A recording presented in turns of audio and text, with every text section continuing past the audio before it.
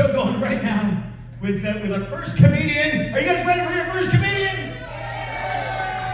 Okay, that was your first comedian. Are you ready for your second comedian? All right, without any further ado, and for all of you, she is a comedian and she's a veteran, and she is Linda Marcus Smith. There she is.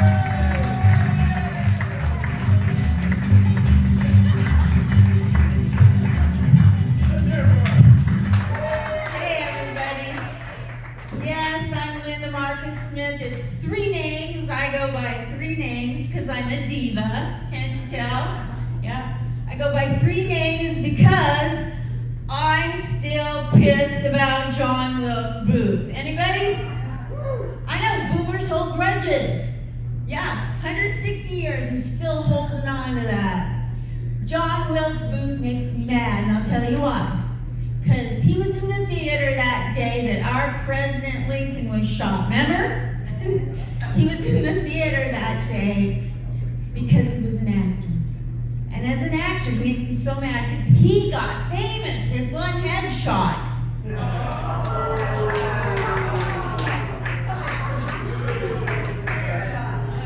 Everybody get it? All right. I started comedy really young in life. I did. At age 63, bitches. I'm sorry. My clean set like that. I started at 63 in my hometown on the Upper West Side of the map, Oregon. Yeah, not the good Upper West Side, Oregon. In a little town you never heard of in the news, Portland. Exactly. My town's a punchline. And I'm the best export, they said. Yeah, they told me I'm the best export. Do you know what I had to do to Tanya Harding to get that title? I know. So listen, Jesus left his hometown for a good reason, and so did I. I was there, and none of the young comics, excuse me guys, but none of the young comics in my hometown wanted anything to do with an old lady doing jokes. They didn't. So this is what I did. I got down on the ground, sorry about the view, and I started doing sit-ups, because I was in the Army in 1973. And I can do this all day long. You're not going to ignore me. I'll go crazy on you if you do, right? And I'll postal crazy, there's a difference. Yeah, so I started doing sit-ups, because I can do these while I'm doing the dishes, folks. While I'm having sex, Robin. I can do this. I can do this while I'm doing the dishes and having sex. That's a skill. So they started coming in to see what the old lady was doing. And it worked. I got them to come back in. And they started filming me. This was filming in 1951.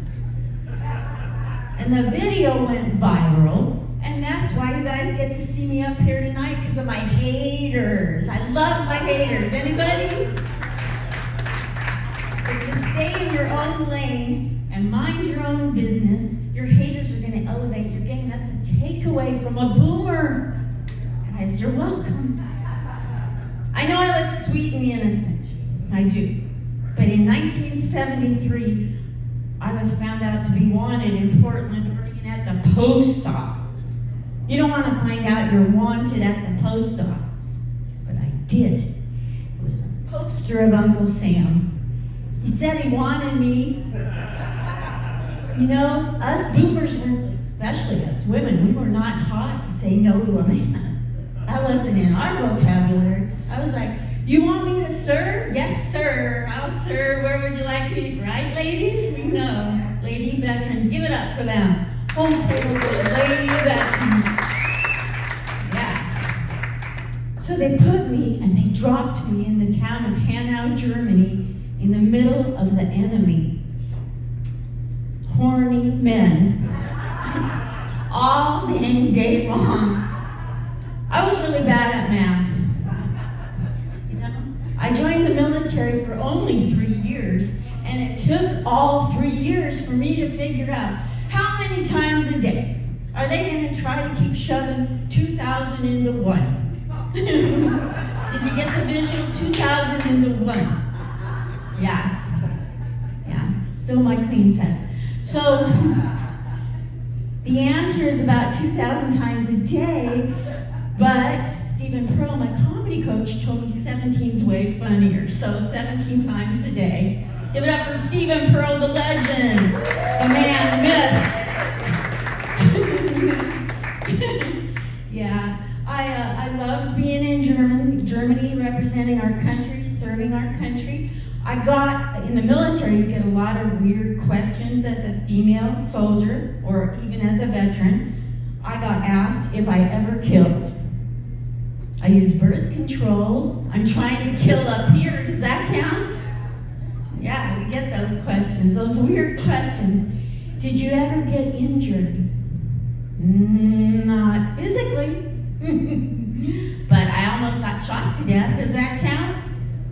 You want to hear that story? Yeah. So there I was in Germany, Cliff, in a cage. Yeah, I wasn't cage free.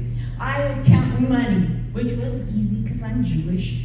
I was in a cage and I'm counting money. I don't mind counting it in, but I had to also count it out.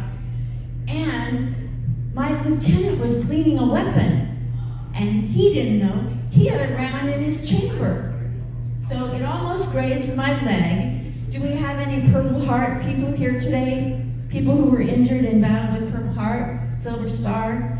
Well, I almost was qualified for that, but almost doesn't count because it didn't hit me. But the good news is I was pregnant, and it didn't kill the baby. Yeah, and I call that joke, I had a round in my chamber too. That's my big Me Too joke. Yeah. So I had this terrible lieutenant. I think his name was Captain Ronald L. Reese. Yeah, it was. Anyway, I'm still angry. He made me so mad, you guys. You have to picture this. Every time I would go into the office where it was all predominantly men, the conversation switched. And he would say, they call me the 60-minute man. I know, right? You get so sick and tired of it, don't you? Well, without thinking one day, I just said, oh, they call you the 60-minute man, what, to get it up?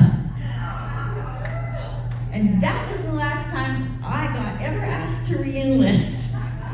Winning. Yeah.